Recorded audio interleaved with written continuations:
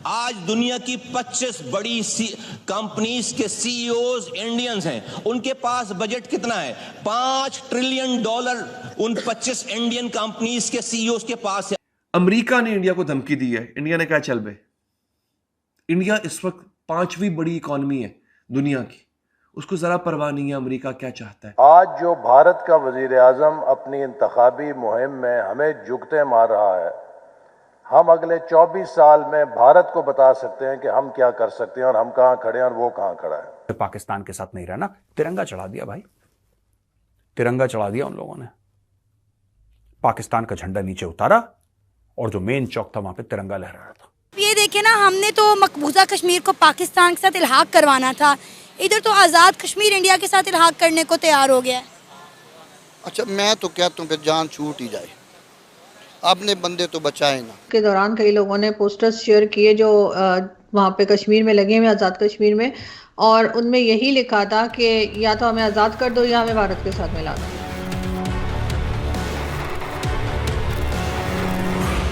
नमस्कार दोस्तों, जय हिंद। दोस्तों, कल पाकिस्तानी एमपी मुस्तफ़ा कमाल ने भारत की जम के तारीफ करी पाकिस्तानी पार्लियामेंट में।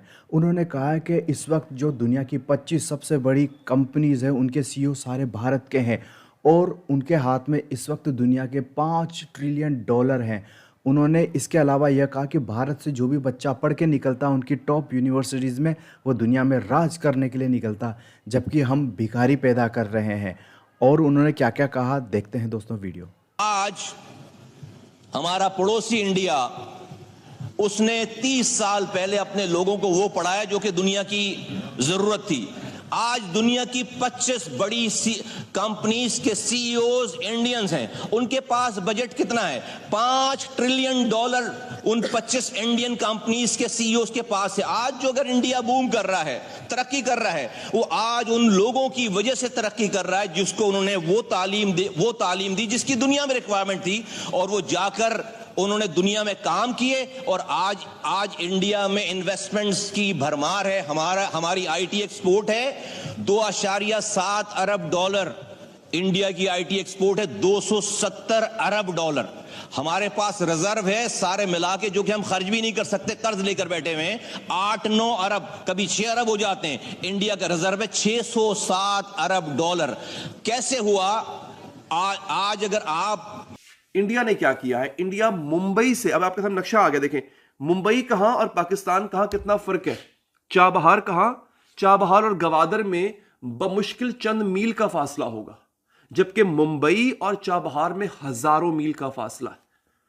लेकिन मुंबई से जो है वो इन्होंने क्या होगा, तिजारत होगी, शिप्स आया करेंगी, चाबहार पोर्ट पे रुका करेंगी, और वहां से रेड लाइन देख रहे हैं आप, वहां से ये होते हुए चाबहार से बंदर अब्बास जो सऊदी अरब की है, ये अलग अलग, ये भी ईरान की ही है, बल्कि हाँ ईरान की बंदरगाह है, वहां से होता हुआ बाकू, आज़रबाईजान, फिर जनाब ये जाएगी मॉस्को, रशिया तक जाएगी, रशिया से सेंट पीटर्सबर्ग, फिर बैक्टिक सी, नॉर्थ सी, पूरा यूरोप घूम के आए।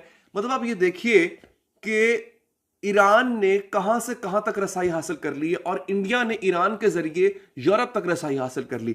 इसके अलावा एक ब्लू लाइन आप देखेंगे जो कि मुंबई से निकल रही है।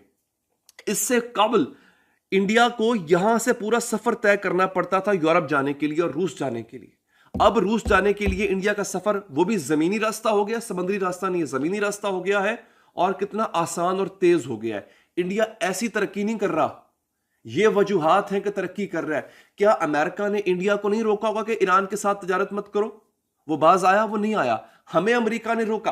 देखें दोस्तों, ये कमाल की बात है कि इस वक्त पूरे पीओके में, सो कॉल्ड आज़ाद कश्मीर में, मुजफ्फराबाद में इस वक्त प्रोटेस्ट चल रहे हैं और वहाँ खुल्लम खुल्ला पाकिस्तान से आज़ादी की बात की जा रही है। ऐसे में पाकिस्तानी संसद में भारत की तारीफ़ करना, ये एक वाकई में एक बहुत बड़ी बात है। मुस्तफ़ा कमाल असल में कराची के सांसद हैं और उनका ताल्लुक़ एमक्यूएम से है। मुस्तफ़ा कमाल जो कराची के हैं, उनके बाबा और अफजाद जो है वो सब भारतीय हैं। हालांकि दोस्तों, उन्होंने जम के तारीफ़ करते हुए कहा कि भारत आज कहां से कहां पहुंच गया है। अब ये चीज़ें कितनी आम हो चली है पाकिस्तान में कि पहले मीडिया में, फिर उनकी मेन स्ट्रीम मीडिया में, और अब पाकिस्तान की संसद में भारत की इतनी ज़्यादा तारीफ़ होती है। दोस्तों पीओके में खुल्लम खुल्ला भारत पाकिस्तान से बगावत के सुर उठ रहे हैं। ये पहली बार हम 70 सालों में इतना प्रोटेस्ट देख रहे हैं जब पाकिस्तानी की झंडे को वहाँ पर फाड़ा जा रहा है। और वहाँ का एक जगह मेन जो चौक था वहाँ पर तो उन्होंने इंडिया का झंडा ही लगा दिया। ये कितनी बड़ी बात है। जाहिर है वे कश्मीर में देख रहे हैं, वीडियोस इंटरनेट पे चल रहे हैं कि दुनिया का सबसे ऊंचा ब्रिज कश्मीर में बन गया है। कश्मीरी लोगों को सब्सिडाइज आटा, राशन, दाल मिल रहे हैं। उनके जो भी वो फल, सब्जियां और फसलें उगाते हैं उस पे उनको रियायत मिलती है, टैक्स में छूट मिलती है, जिससे उनकी ज़िंदगी बहुत अच्छी हो रही है। वहाँ पर उनको पूरी सूचनाएं जाती है कि किस प्रकार से इस बार लगभग 1.25 करोड़ इंडियंस जो थे वो ठंड में ऊपर घूमने गए और वहाँ जाकर उन्होंने होटल ली और दूसरी चीज़ें करी, तो जिससे उनके पास पैसा आया है। यही कारण है दोस्तों के पाकिस्तान के पीओके के लोग बोलते हैं कि जो पाकिस्तानी हैं, रेस्ट ऑफ पाकिस्तानी, उनके पास तो खुद के पास ही पैसे नहीं हैं, वो ऊपर कहाँ घूमने आएंगे।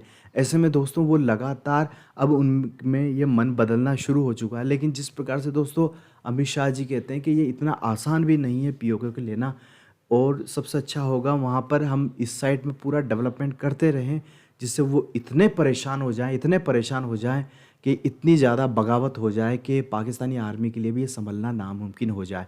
पाकिस्तान अब अपने बका की जंग लड़ रहा है। ये इनके कई राजनेता बोल चुके हैं, यानी कि इनके अस्तित्व की जंग लड़ रहा है। अभी देखो इनका जो ये इशक डार है, ये तो ओपनली भारत को बोल रहा है कि भारत अब कितना हमारा मजाक उड़ाने लग गया है, जबकि उनका वित्त मंत्री है ये।